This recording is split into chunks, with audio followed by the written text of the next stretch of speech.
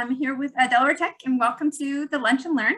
We're talking about the Online Consortium today. And a lot of it is free, but the great thing is, because you're an employee at Delaware Tech, you have access to some super secret members-only resources. Woo, yeah. So that's the fun part. We'll go ahead and we'll get into that. The first thing you have to do is be able to create your account. So this would be the link that you would follow. Hillary's going to go ahead and drop that direct link into the chat. It's myonlinelearningconsortium.org. And when you get there, it's going to ask you to create an account down at the bottom of that little sign in. The trick is when you create the account, you want to make sure you use your Delaware Tech email, but it's going to send you a verification email. And when it sends that verification email, it might go to your junk. So you might not necessarily see it pop right up in your inbox. And if you don't, you'll want to do a little bit of searching for it. And when you respond to that email, then it'll ask you for some more registration information, and then you're in. You're good as gold. Any questions about that? Are you asking me? Oh, yeah, just asking. Oh, okay. I can't recall if I already did an account on this site. So again, that was myolc.org. Yeah, myonlinelearningconsortium.org. Oh, so I have to typing the whole thing out. Yeah. Oh, okay. But Hillary was putting the link in the chat that you can click on it too, Rob. Okay. If that makes it easier. Yeah, I think so. All right.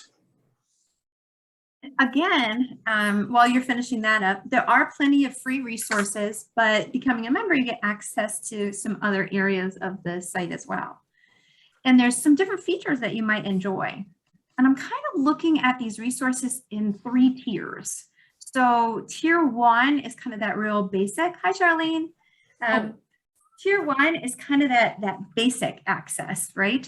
And when you access the site, you might, for instance, be interested in examining your practice. When you go into the site, and Hillary will go ahead and she'll drop this this one in there. This one is just onlinelearningconsortium.org without the my. But when you go into the main site, you can click on the Read tab, and the Read tab will take you into research. When you go into the Research Center, there are several areas of research that you can explore. And when you're in the OLC Research Center for Digital Learning and Leadership, there's the journal is there, there's a book series, and they have a blog. So there's lots of different areas where you can get some information about online learning. If you go to the OLC Research Center, for instance, there's different topics inside there. And for instance, there's annual reports that you can read. There's ones about digital learning, instructional design, learning design, or for instance, there's teaching and learning.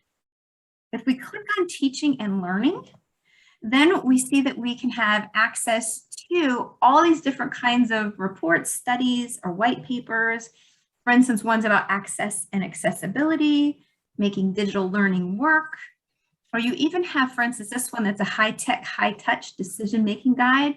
So it's really building those connections with your students when you're in an online situation and gives you some ideas for supporting that. When you get into the online journal entries, for instance, you'll be able to search inside that journal and come up with some research. And this is one article that I pulled up they come in PDFs too, so you can download them and then you can read them at your leisure. The thing that I thought was interesting about this one says, how can we improve online learning at community colleges? And these are voices from online instructors and students. So they actually interviewed 105 instructors and they interviewed 365 students to be able to capture how we can improve our online learning. And this is a new article as well. This is from 2021, so it's even recent stuff. So just for us to kind of look at this, let's go ahead and put into the chat an idea that you have about effective instructional practices. So something that you think one or more that you think are effective practices that you've used or that you'd like to use in your online classroom? Do you want me to type that in the chat? Sure. Since there's a couple of us, we can also talk about it out loud. It's your choice. One example for building engagement in your Zoom classrooms is you can have students respond in the chat. And some people would rather do that than speak out. But Rob, I would love to hear from you. What do you think is a good, effective practice? In online learning. Yep.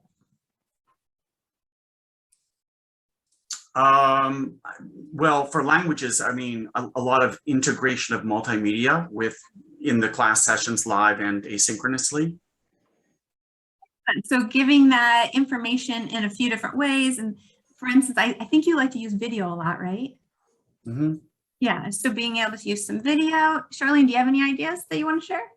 I mean, I teach accounting, and you know, I think it's the bomb, but not everybody thinks that way. So I break it down into short things. I mean, I lecture on an objective, and then we do exercises.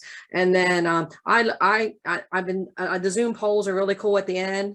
You know, what did I know? What was my I fell asleep in class today. I really learned something cool, or I really think, you know what I mean? I kind of like make it fun it up, you know what I mean? That kind of thing. And I even do like multiple choice questions. I use the chat, and I'm teaching a one-on-one class now, and I will tell you that not all my Zoom sessions students come. My one-on-one, my Zoom session is fabulous. I have like 22 students in there like twice a week, and man, they tear up the chat. It's hard for me to keep up with them, quite frankly, but it's really good because when I put up that exercise, no offense, and they get to the answer, then they put it in the chat, then they don't feel like, you know, they're wrong in front of everybody else. And then I'll say great job or whatever, and if they're not right, then I rate in the chat, not quite, or do it this way, you know what I mean? So it's gone really pretty well this semester, but I just had a 112 class not going well at all. I only had 2 people show up today, so I don't know, I'm the same all the time, so I don't know what the problem is sometimes. So, you know, anyway. Did that help any? Was that too much information? I think that was fabulous. Thank you so much. And we can even look into the article to see some of the information they came up with. So in their findings, they had that, and these were the questions, for instance, in your online classes or those that you manage or support, please describe any specific strategies that you've used, helped others to use, that have produced consistent success in terms of higher course grades, course success rates, or persistence to the end of the course. And they asked the students kind of a reflective question, the same type of question, to describe 1 or 2 things that their instructors did that helped them achieve, get a good grade, and help them really learn in the course. And they asked them why they thought those things were helpful, which is also a great question to ask, right? So looking down here, we can see that the instructors, they thought that the most helpful thing to do for online learning was regular announcements and reminders. And you can build that in D2L through those announcements, through intelligent agents. We're going to have a lunch and learn on intelligent agents in a couple weeks also, if you need a reminder there. And they thought that those were kind of the most effective things. But you'll see right here is Rob's varied materials and diversified media and content delivery also was right up there too. So all of the things that you said are rating right up there. The students thought that those varied materials and diversified media were the most effective things that they could do. They want that material in some different ways. And I know you both offer your materials in different ways as well. And I'm sorry, I was talking about my Zoom sessions. I'm sorry, but I did do that. I tell you what, my 162 class, and I put up the announcements and I emailed them.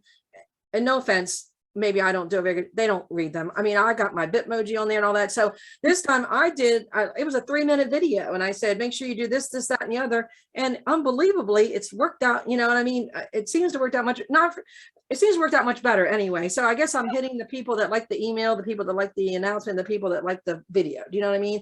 And it really didn't take me all that time. Like I said, it's like a 3-minute video is all it was. You know what I mean? So I'm going to do that more often, quite frankly. Fabulous. And then they get to hear your enthusiasm too, Charlene, and I'm sure that helps a lot. Yeah. Well, I mean, accounting's the bomb, right? So, and then what do you think are ineffective instructional practices? What are the things for online learning that you really don't think are that effective? And it's okay to say it. It's okay. If you don't want to say it, you can write it in the chat. It's okay. Well, I just talk about, I don't know how effective my announcements are sometimes, quite frankly. I don't know if they're too long or like, I try to be consistent and I try to consistently send them out. Do you know what I mean? But I'll still have someone will say, I didn't know it was due. And we're in week 3 now. So it's a rhythm. Monday did this, Thursday, you know, I'm not one of those instructors that makes everything due Sunday night at 11 o'clock. I don't like that. You know what I mean? I like to chunk it during the week. Do you know what I mean? So, but I still have that. I still have students. And then you, maybe someone can help me with this. Then I have the students and I say all the time, reach out to me. I'm happy to help. What can I do to help you? Da, da, da. And then they'll turn in a 14%. And then I'll email them. Well, I just didn't understand. I just couldn't wrap my head around it. Well, that's what I'm here for. Do you know what I mean? So, I mean, what do I do about that? So I'm not being effective in that matter either. So, I don't know. So does anyone else, are the announcements effective for anyone else? I mean, I find they're hit and miss, you know what I mean? Maybe they know what's sent one out every Monday and they just don't read it every Monday. Do you know what I mean? I don't know. One thing I do with my announcements, and this is, I mean, I wouldn't call it innovative in any way, shape, or form, but I do a lot of live linking to content in the announcement. So I found because I built some quizzes and assignments in D2L and so forth, and I'll put in the announcement like, remember, you can find this by going to activities, assignments, or you can click the link here. And so I find that kind of sweetens the announcement deal. I found I'm getting a bit more buy-in on the announcements because it's actually making life a little easier for them, because now I can just click the link. I mean, on one hand, I'm thinking, am I enabling? Because then later on, they may not remember how to find a quiz if it's not directly put in an announcement linked. But I do find that seems to encourage them, because that way too, when they say, I couldn't find it, and I'm like, did you click the link in the announcement? So, I mean, is that, so that, now again, and of course, the other danger is the instructor who sometimes thinks he did the announcement link or the link correctly, and then the student says, the link isn't working, but I mean, that's always, at least they tried, and then part of the equation. Yeah, at least they tried, and then that's a good point. I do that, and I didn't realize it till not too long ago. When I copied that announcement into an email, those links actually still work. I didn't think they worked, quite frankly, and I just realized that not too terribly long ago. So I appreciate that. And I tell you what, I was on a Zoom with a student the other day, and I didn't realize. And you're exactly right when you say, please click here. I have it in blue saying, assignment chapter 3. I have it in blue. She didn't know that blue meant to go to that. Do you know what I mean? I'm thinking, I know it's a hyperlink. I'm thinking everybody knows that, but you're right. I need to do a better job and say, please click here. Do you know what I mean? So then they know to get to there. I just assumed that they knew it was a hyperlink. That's an excellent point, because otherwise she might have just thought it was just highlighting it, right? Like emphasizing it. So it was good to see that on a Zoom session with a student. Really good point. And sometimes students, just like Rob was saying, or Charlene was saying earlier, sometimes they're afraid to tell you what they don't know, because they're afraid they're the only ones who don't know it, and they don't want to stand out. So I'm glad that you've made that student comfortable enough that she could tell you that. That's great. I was going to ask, for the student that gets the 14%, are there multiple ones, or is it just typically one? Like, is there a checkpoint that you have at the end of a lesson that you require them all to do that maybe says, what did I have problems learning? That's the homework, actually. Do you explain? That was the homework. So what we're doing is we do something called the concept overview videos, which, years ago when you asked a student to read the chapter and they did, well, they don't now. So we do these concept overview videos, which you can go along according to the chapter, or you can watch the video. And I have them do that first. And I call that kind of makes them aware of like what's going to be more challenging in this chapter or not. You know what I mean? They're not too, and I give them a check my work. And then I have the homework assignment due, you know what I mean? And then they get 10 check my work. So that's kind of like where they know. And then they take the quiz, Hillary. That's kind of like where they know where they're at or whatever. And then, I do have, like, I Zoom with this is week 3. I've Zoomed with a student at 8 o'clock this morning. I've been Zooming with him every week, and the homework's due on Thursday. So he hits me up on Wednesday. Hey, this is what I don't understand. So I know I'm reaching some of them, and that's a completely online student. And there's 5 questions this morning. I was on 10 minutes, maybe we were done. You know what I mean? So I know I'm reaching some of them, but I don't think I'm reaching enough of them. Does that make sense, Hillary? No, it makes sense. Some of the perceptions here for the ineffective practices were, for instance, in the Zoom, it's exactly what you talked about, poor attendance in the synchronous class meetings, that sometimes having those Zooms, some instructors combat that, and they're talking about video conferences, the courses, or the virtual office hours or student hours, right? They're talking about either one. They're not getting a lot of students. I know that some instructors have combated that by I mean, of course, ensuring that they've embedded those activities that you're talking about, Charlene, but you said you do it in one class and you have great attendance, you do it in another class, you're doing similar things, and you're not having quite the same attendance. The other thing for virtual student hours, though, some of the research I read, it was kind of fun. They called them virtual happy hours is what they called them. The students would come because the instructor was doing a little mini lesson at the beginning, and that was advertised. We're going to have a little mini lesson. I'm going to definitely talk about this. And then of course you can bring your own questions to follow up. And he found that attendance improved because students didn't want to miss out on that little mini lesson, that information that they might, that little kernel that they might need. And it increased his student hours attendance by quite a bit. So there's a couple of ways that you can kind of combat it, and we can always explore some other things too. And then one of the things that students said was that it was improving instructor communication engagement, which isn't that interesting because that was the top thing on the instructors in the last one talking about effective practices. But the students are saying, yeah, but it's just not quite there yet. So especially some of them said that when they were in a predominantly asynchronous course, they felt like maybe this instructors weren't participating regularly. And that's even a federal guideline for distance education, is making sure that you are communicating regularly in that class. But then they also said that sometimes it's missing that kind of higher level of the faculty-student connection. So they said that, for instance, they're not being able to get the, oh wait, I skipped down here. It's still the engagement for students though, but they were saying that they only hear from the instructors maybe once or twice a semester, and it reminds them to do some assignment or take a test, right? So what I had skipped down to the instructors was actually what the next question is what are the changes? And that's one of the things that they want to change. It's still the same conversation, is they want to know more about your personality.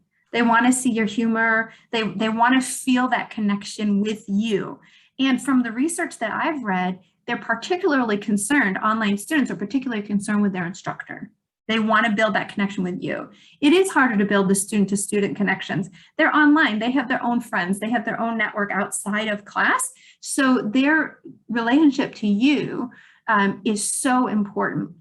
And it doesn't mean that you have to tell them every little element of your life. That's not that, but just periodically letting them know you have a dog, or letting them know why you're so fascinated by language or why accounting is the bomb, giving them those little kernels about why you've chosen to go that route or the things that you think are most exciting in there. And that's the way to be able to improve it. What I think is interesting is one of the recommendations for improving instructor communication engagement. That's what they wanted to change to make it better. That was also rated as most important by instructors. So it's kind of an interesting parallelism, right? So can you guess what the students said was most important? Can you remember what we said from earlier? They said that multimedia delivery of materials. So they said, this is really, really important to us. Instructors even said, yeah, this is important too. We saw that in their list as well. But they're both seeing areas for growth in these places that are so important. These things that are so important. So that's kind of fascinating to me to see those parallels, right? What I want to also point out is what we just did with this article is really an example of something that you could do with this research. So sometimes we look at research and oh, we got to read the research, whatever. But this could be a research club that you could have that could be cross departments, like between Rob and Charlene, because you have common elements, or you could do it within your department. You find an article that has a title like improving online learning in community colleges. It just feels so appropriate, and share it with a couple friends and just talk about it and say, or a couple of your colleagues and say, how does this work? What can we learn from this research, and finding those ones that are just pieces. Are there questions so far? Are you good? Okay, yeah, so like a research club instead of a book club, right? Anyway, all right. So I'm going to take you into tier 2 real quick. Tier 2 resources. So the tier 1 are the ones where you're kind of looking at being able to look at the resources that are provided. Tier 2 is engaging in that professional development. So maybe there's some webinars you want to participate in, or maybe even some of the courses. Now, a lot of these resources are free, but some of the courses the workshops or the certification programs, things like that, they are paid, but there's a member discount. But the way that you find them is underneath of the Learn tab. So you're at the home page, you go into the Learn tab, and you see all these different places that you can learn. When you scroll down, you'll be able to see that there are workshops and webinars and mastery series. For instance, a webinar, you click on Learn More, and you get to this whole list of webinars. Click on Demand, and look at all these webinars that are available, and they're all free. What I think is interesting is, for instance, here's one, Strategies for Culturally Responsive Online Teaching in STEM. It was recorded August 4th at 1, but it's available to you now on demand. You can watch it whenever you feel like, as well as any of these topics. But this one, it'll tell you in the description that you have the opportunity to challenge the assumption of depleted cultural capital for students of color and explore a new theoretical framework and its application to this online education. There's also ones that, for instance, there's one with interview results from long-term online educators. So these are the perspectives, their experiences, their lessons learned. So we have a whole lot of educators who have had online experience since this COVID thing blew up, right? But these are people who actually were teaching online even longer than that, and being able to learn about the evolution of online learning through them. And the website states that, you know, as a participant, you're going to be able to leave the webinar with useful information and advice about online teaching that's applicable for participants in diverse roles and in different institutions. And then finally, there's also an interesting one in here, and I can search if I want to say, oh, I want to see if there's one about accounting or whatever. But I did find an interesting one about parents too. So anybody out there a parent? No? Okay, Hillary is. The interesting part about that is parents, let's see. There we go. When you look for the webinar here, there's one. Now this was recorded last summer in 2020, you can see, but it was about supporting your child with online learning. It does talk about young adults. So it's not just talking about your kindergartner, right? So this could also apply to college. But so there's some personal support here, some professional support here. So it's just recognizing that there's a variety of resources available for you. The next level that you go to is the institutes. So this was under workshops. Remember we saw websites was in the middle, workshops was at the top. This is the workshops. Now these are paid options. You might be able to fund this if you discuss it with your chair. Say, hey, could you help support me? You might decide to fund it personally because you want to grow your CV, or Hillary will drop the contact information into the chat for us. But Melissa Connor is my contact at Online Learning Consortium. And you could reach out to her, for instance, if you had a cohort. So if you had 2 or 3 other colleagues, then you could get a multi-discount, and maybe your department wants to support that effort because you found a workshop that you really like and that will be beneficial as a program. All right. And then under workshops, they have one, for instance, that is about designing and facilitating online discussions. And it's self-paced. So that one, they say that it's about 6 to 8 hours in those discussion boards. Sometimes we don't know how to make sure we can get students involved in those effectively. So this could be a workshop that you might like to try and see how it works. You can click on the details. And in the details, you can see that it'll show you what the learning objectives are. It tells you about how long it ought to last. Once you register, you have a full year to do those 6 to 8 hours of lessons. So you do have time that you can complete this course as well. For instance, this one, you get a $100 discount as a member. So it kind of shows you what some of the savings are. Then another one I wanted to show you, this is the certification program. So you can get an online certificate. However, some of these things have cohorts. So this one has a beginning and an end. So the other one, you do it over the course of a year, it's self-paced. This one, for instance, if you want to start January 1st, let's start the year off right, correct? You can go to the details And you can see what's expected in the course, what you're going to be covering in the units, and it gives you an idea if you would like to be able to try this. The other thing that I like is it does talk about prerequisites, and it talks to you about what maybe you need to know in order to be successful in this course. And it says, it even gives you an alternative that says, well, if you don't meet those prerequisites, try the online teaching certificate first, and then you can move on to the advanced one. So it's showing you what options they have for you as well. So this is kind of that tier 2 level, so that you can go in and you can take some specific professional development for you. So far, so good? Thoughts or questions? All right, are you ready for tier? Oh, I saw Robbie's going to ask something. Go. Sorry. No. I'm looking at some of the pricing for some of these things. So I guess my question is, don't take this the wrong way, but I've worked here long enough.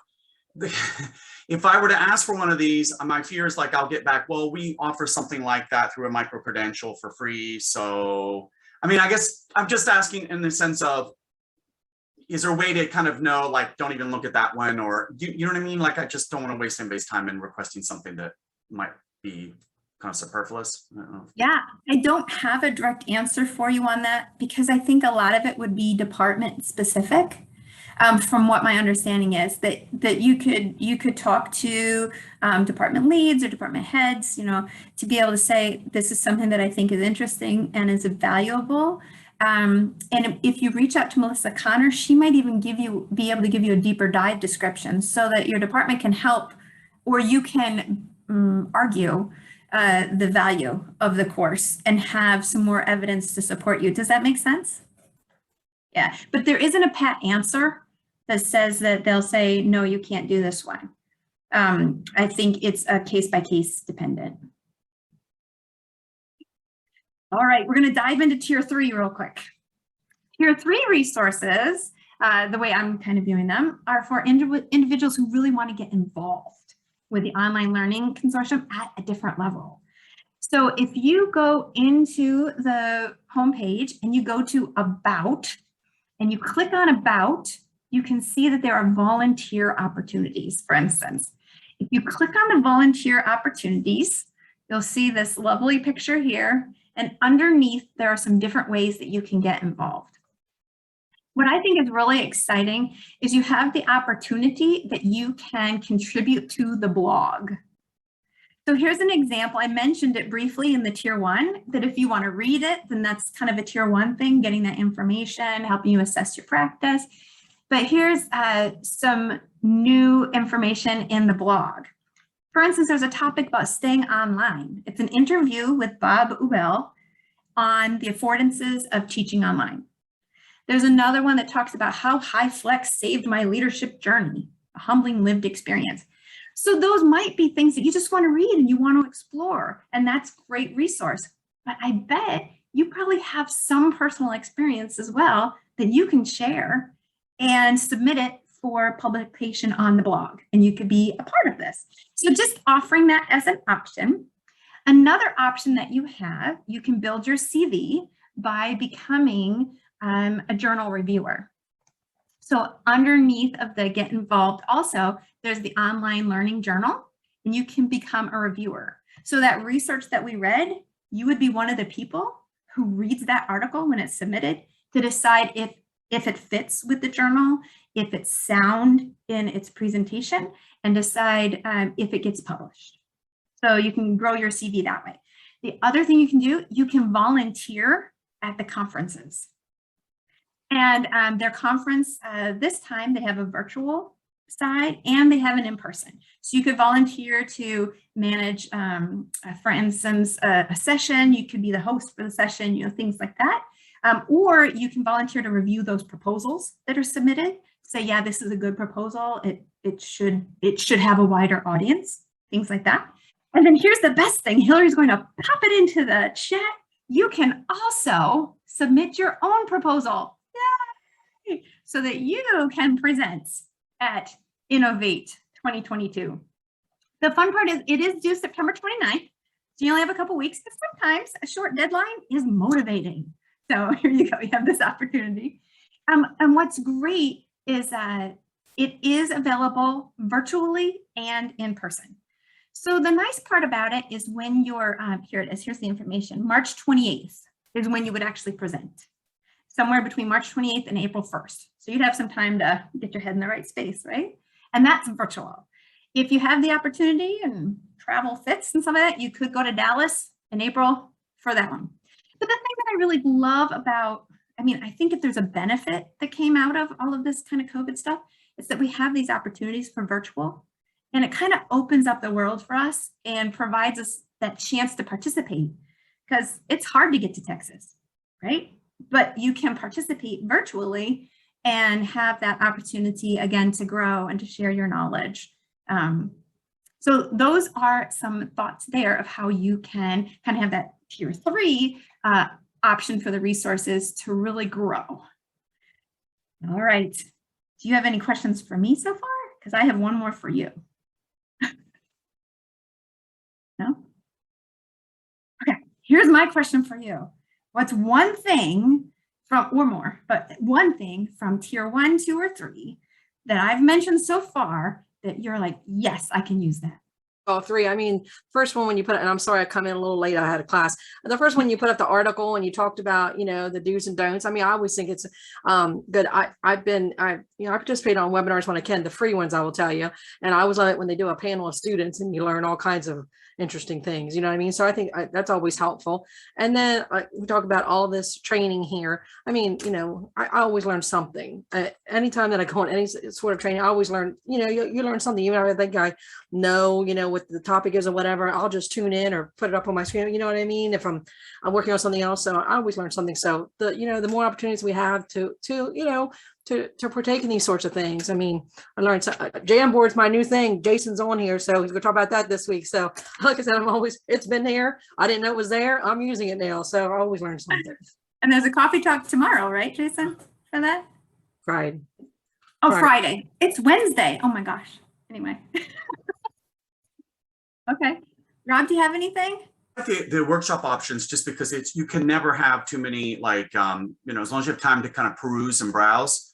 And the fact that it's like many of these are on demand. I know that's always the dilemma when we go to we have in our field, there's a international conference that we love to go to. And it's always a dilemma because it's like, oh my God, I want to go to this one and this one, they're same day, same time. Whereas something like this, then you can kind of have your cake and eat it too, where I'm going to watch this one, I'm going to watch that one. So I do like that option, especially something that's kind of narrow and tailored, right? Because I'm not signing up for a 2-week whatever, but instead I'm kind of identifying specific topics of interest. And then as a chair, I'm always on the lookout for things like that I can share with my faculty. Like, hey, you were talking about this tool. Here's a great workshop on that. Well, that's great. Thank you for that feedback also for us. And so finally, if Hillary wants to go ahead and drop the contact information in there one more time. If you have more questions, you can reach out to me, but she's also popping Melissa's contact in there again too. And you can reach out directly to Melissa and ask her any of the questions that you need to as well. I've already warned her, so do it. So we would just identify ourselves as just full-time faculty or representatives of Delaware Tech. Do we need to tell her which campus or department, or not really relevant in terms of? If you want to, you can, but this is a school-wide, a college-wide resource. So yeah, it is not campus specific. Thanks for asking that question. Thank you so much for coming today and having a great conversation. I really appreciate your participation. See you later. Thank you so much.